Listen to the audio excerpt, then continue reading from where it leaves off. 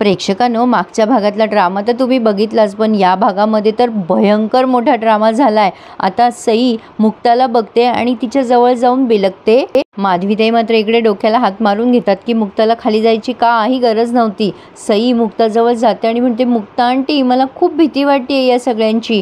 मुक्ता तिला समजवते, ए राजा, अगं हे सगळे तुला तुझ्या मम्माकडे न्यायला आलेत, बघ तू त्यांच्याकडे। अगं तुझी परी मम्मा तुला दिसली नव्हती ना त्या दिवशी पार्टीमध्ये, ती तुला घ्यायला येणार आहे, घाबरू नकोस, मी आहे ना तुझ्यासोबत, मी तुला कुठेही जाऊ देणार नाही, तू माझ्या हातात सेफ आहेस राजा। आता तिथल्या बायका म्हणतात, बघा बघा कशी आईच्या विरुद्ध पट्टी पडवतीये। मोर्चाची हेडबाई म्हणते की तिला द्यावंच लागेल आईकडे, आणि आता ती पुढे सरसावली आहे सईला हिसकवायला। मुक्ता सईला समजावून सांगत असते, मी आहे ना राजा, तू नको टेन्शन घेऊ, ते असे तुला नेणार नाहीत, मी आहे। आणि मुक्ता त्या बाईवर जोरात ओरडते, थांबा जरा तिथेच, तुम्हाला कळत नाहीये का, इतक्या मोठ्या बायका तुम्ही तिच्या अंगावर येताय, ती घाबरणार नाही का? लहानशी मुलगी आहे ती काय वस्तू आहे का इथून उचलली आणि तिकडे ठेवायला?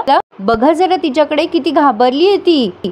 मी सईला अशा प्रकारे तुमच्याकडे देणार नाहीये, तिची आई कुठे आहे? आता मुक्ता असं म्हणते तेव्हा तिकडनं ती सावनी तरातरा येते चालत। तर सावनीला बघून इंद्राताई, सागर आणि त्याची पूर्णच फॅमिली खूप चिडल्यासारखी दिसतीये आपल्याला। आता ही मुक्ता सावनीकडे बघते, मुक्ता सावनीला बघते आणि मुक्ताला फ्लॅशबॅक आठवलाय असं दाखवलंय। पण प्रेक्षकांनो, मुक्ताला एक गोष्ट का नाही कळाली की जेव्हा त्या सईचं दुखत होतं तेव्हा सावनीने किती वाद घालत बसली होती तिथे आणि आली सुद्धा नाही दवाखान्यात। पण मुक्ता आज सईला समजून सांगत असते, ए बेटा, ती तुझी मम्मा आहे, ती तुला खूप छान सांभाळेल राजा। पण इंद्राताईंचं जीव मात्र थोडा थोडा होत असतो। आता ही सावनी सईला म्हणत असते की ये बेटा, मी तुझी मम्मा आहे। सागरला सुद्धा खूप त्रास होत असतो या सगळ्या गोष्टींचा, पण हा ड्रामा कुठलच्या कुठे गेलाय प्रेक्षकांनो।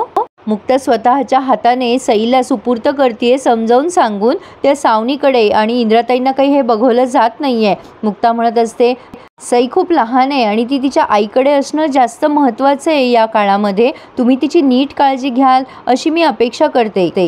आणि सावनी सुद्धा मानेने होकार दर्शवते। आणि आता मुक्ता सईचे हात सावनीच्या हातात देते असं काही दाखवलंय, खूपच ड्रामॅटिकल दाखवलंय प्रेक्षकांनो। आणि या सागरला ते सहन होत नसतं आणि इंद्राताईंना सुद्धा। साहजिक आहे प्रेक्षकांनो, ही छोटी मुलगी 6 महिन्याची असताना तिची आई तिला सोडून गेली आणि आता जेव्हा तिला चालता बोलता येते तेव्हा ती आई म्हणून हक्क दर्शवतीये।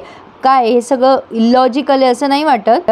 सागर आता धावून आल्यासारखं करतोय सावनीच्या अंगावर, पण ही सावनी सईशी बोलायला लागते, हॅलो बेटा सई, मी तुझी मम्मा आहे, अगं आपण आता छान घरी जाऊ माझ्या, आपण पेंटिंग करू, तुझी छान छान हेअरस्टाईल मी करून देईल। पण सई खूप भांबावून गेली आहे, तिने अचानक तिच्या आईला बघितलंय म्हणून असेल कदाचित। आता इथे मुक्ता सावनीशी बोलायला लागते की हॅलो, मी डॉक्टर मुक्ता, आपण भेटलो होतो ना घरी, हे बघा ह्या प्रिस्क्रिप्शन आहेत सईच्या, तिला अजून बरं नाही आहे, तिची काळजी घ्या हं। ही सावनी मात्र सागरकडे अशी रागाने बघत असते। मुक्ता सईला समजवते, बेटा तुला काहीही त्रास झाला तरी मुक्ता आंटीचा फोन आहे ना तुझ्याकडे, तिकडे गेल्यावर तू मला फोन करशील ना राजा।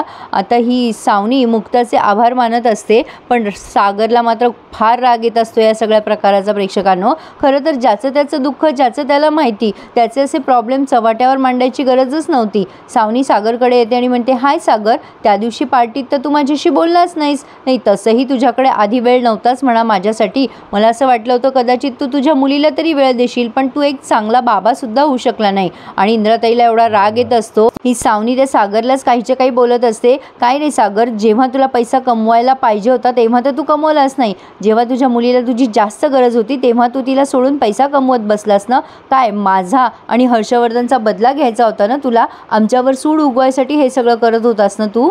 पण मी तुला आता चांगली अद्दल घडवणार, कारण सई तुला आता कायमचं विसरून जाईल। ती आता सावनी मुक्ताचे आभार मानते, तुझे किती आभार मानू मी, तू मायलेकीची भेट घडवून आणलीस, खरंच तू या सागरचा खरा चेहरा लोकांसमोर आणून खूप चांगलं काम केलंयस मुक्ता, खरंच तुला खूप खूप थँक्यू। पण तू काही म्हणा, तू खूप छान अद्दल घडवली आहेस या सागरला। मुक्ता म्हणते, एक मिनिट, मी कोणाला अद्दल वगैरे घडवायसाठी हे केलेलं नाही आहे, प्लीज गैरसमज नका करून घेऊ हां। सागरला आता रडायला येत असतं प्रेक्षकांनो, म्हणजे त्याच्या डोळ्यात अश्रू आलेत, कारण त्याची सई त्याच्यापासून लांब जाणार आहे। ही सावनी खूप आभार मानत असते मुक्ताचे. नाही, तू खूप चांगलं काम केलंयस, तुला माहिती नाही आहे जे कोणीच केलं नाही ते तू घडवून आणलंस, एका मायलेकीची भेट घडवली, नाहीतर मला सई कधीच दिसली नसती. आणि आता ती सावनी त्या मोर्चाची जी हेड आहे बाई तिचे सुद्धा आभार मानते आणि सईला म्हणते चल बाळा सई आता आपण जाऊया. पण सई म्हणत असते नाही मला नाही जायचं आहे, पप्पाला सोडून आजीला सोडून मला इथेच राहायचं आहे. आणि इंद्राताईंना सुद्धा खूप रागही येत असतो आणि वाईटही वाटत असतं, पण तरीसुद्धा ही सावनी सईला तिथून घेऊन जातच असते. सागरचा जीव थोडा थोडा होत असतो. इंद्राताई तर खूप रडायला लागतात, नको नेऊ ग माझ्या सईला, ती 6 महिन्याची होती तेव्हा कुठं गेली होती तू माझ्या सईला टाकून, आता नेतीये आली मोठी. आणि माधवीताईंनाही कळते प्रेक्षकांनो हे कुठलच्या कुठे जाणार आहे म्हणून. आणि मुक्ता मात्र जड अंतःकरणाने सईला बाय करतीये. मुक्ता खूप मोठी चूक करते आणि या गोष्टीचा तिला पश्चाताप होणार आहे प्रेक्षकांनो, आणि हे ते लवकरच दाखवणार आहे. सई सुद्धा जायची इच्छा दाखवत नसते. या इंद्राताई सुद्धा खूप रडत असतात, नको जाऊ ग सई माझी, नको जाऊ अगं, नको नेऊ ग माझ्या पोरीला, माझी नात आहे ती. मुक्ता मात्र उघड्या डोळ्याने आता हे सगळं बघतीये. तिला कळत नाहीये का सागरला आणि त्याच्या आईला किती त्रास होतोय ते. एखाद्या वेळेला काळजी नाही घेतली म्हणून ते मूल परकं होत नसतं प्रेक्षकांनो. मुक्ताने राईचा पर्वत केलाय, मला दोष द्यायचा नाहीये तिला, पण काही गोष्टी माहीत नसताना एवढं मोठं पाऊल उचलू नये. आता कसं बसं त्या इंद्राताईंना घरी समजावून आणलंय त्यांनी, पण अजूनही त्या खूप रडतायत. आणि इकडे सागर त्याच्या वकिलाला फोन करत असतो. त्याचे वकील म्हणत असतात साहेब आम्ही काहीही करू शकत नाही. सागर म्हणत असतो काहीच झालं तरी माझ्या सईला मी परत आणणारच आहे, तुम्ही काहीतरी करा. पण तिकडनं ते वकील म्हणतात की साहेब तुमची कोर्टात केस चालू आहे अजून, आम्ही काहीच करू शकत नाही. मिहीर त्याला समजवतो, दादूस तू जरा शांत होशील का, अरे तुला कळत का नाही आहे, तू एवढा चिडचिड करशील तर मीडिया त्याचा दुरुपयोग घेईल आणि कुठलच्या कुठे गोष्टी जातील रे. अरे आपल्याला माहिती आहे की सावनी कधीच सईसाठी परफेक्ट आई नव्हती, पण हे लोकांना माहिती नाही आहे ना रे दादूस, तू कोणाकोणाला सांगणार आहे. आणि तशी सुद्धा तुझी केस सुरू आहे अजून कोर्टामध्ये. सागर म्हणत असतो काहीही झालं ना तरी मी माझ्या सईला परत आणणार आहे. ती सावनी होती का, सई जेव्हा 6 महिन्याची होती तिला ताप आला होता तेव्हा ही तशीच टाकून गेली होती ना माझ्या सईला. आणि हे लोक कोण आहेत सगळे जज करणारे, माझी सई काय आहे माझ्यासाठी हे मला माहिती आहे ना. तेव्हा मीर म्हणतो दादूस तुला आणि मला माहिती आहे, लोकांना तुला नाही रे समजवता येणार. सध्या ना वातावरण खूप तापलं आहे आणि आपल्याला ही केस कोर्टातच लढावी लागणार आहे. सईची कस्टडी आपल्याला कोर्टात थ्रूच मिळेल दादूस, तुला कळतंय का मी काय बोलतोय, प्लीज शांत हो. त्याने खूप छान समजवलं आहे सागरला.